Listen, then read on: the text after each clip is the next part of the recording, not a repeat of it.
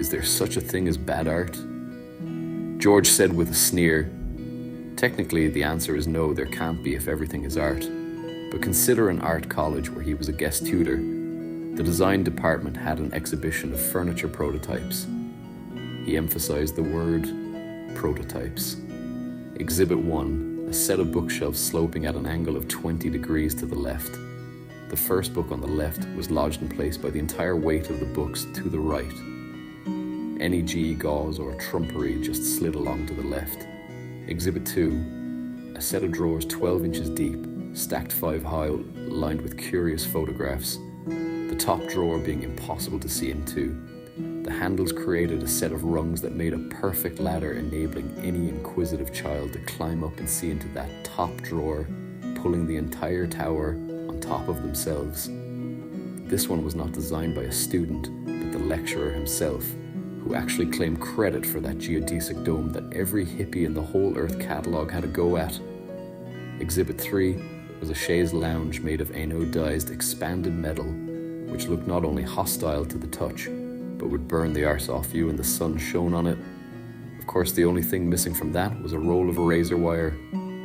Exhibit 4 was a chair sprung with octopus grips or bungee cord, which George said he would have loved to have tried out, but there was that bloody stupid sign on prototypes that read, "Do not touch." All of these exhibits had an extremely high finish. George recalled his own design days at the Belfast College of Art.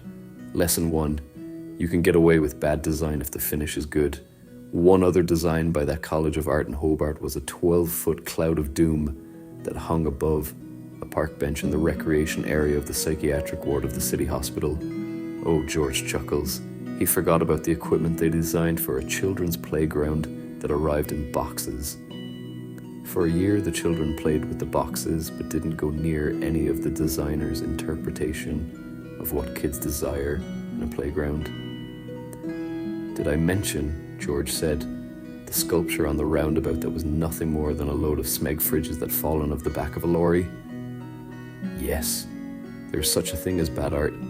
Good art designs itself. Yes, form must follow function, and it is only bad design if any of its functions have been ignored. The pre-menstrual milkmaid with her one-legged stool does not need an institutionalized designer. Take the humble teacup, for instance. It is judged by the strength and color of the tea. The benchmark must be a white cup. To avoid drips, it must fan outwards to the lips. To judge the weight and fullness, it must be light. Boiling hot, the base must be as large as possible. The bottom inside of the cup must be smooth, free of texture. Is that sugar dissolved? Oh, and does the spoon slide into the center of the saucer when the cup is removed from the saucer? George could go on, or bore you to death with the function of the teapot versus the coffee pot, like for instance, tea infuses on the surface area of the water. The surface area must increase with the quantity of tea required in the teapot, then sinks. A coffee pot, on the other hand, decreases with height, but George says as an Irishman, the subject of coffee bores him, yet still potters churn out teacups and teapots without considering their function. You'll be asking soon just how I know all about this shit, asked George. Well, Hamilton, where I lived, was a comfortable Sunday drive into the country. From the moment I arrived there, every would-be artist dropped in to check me out.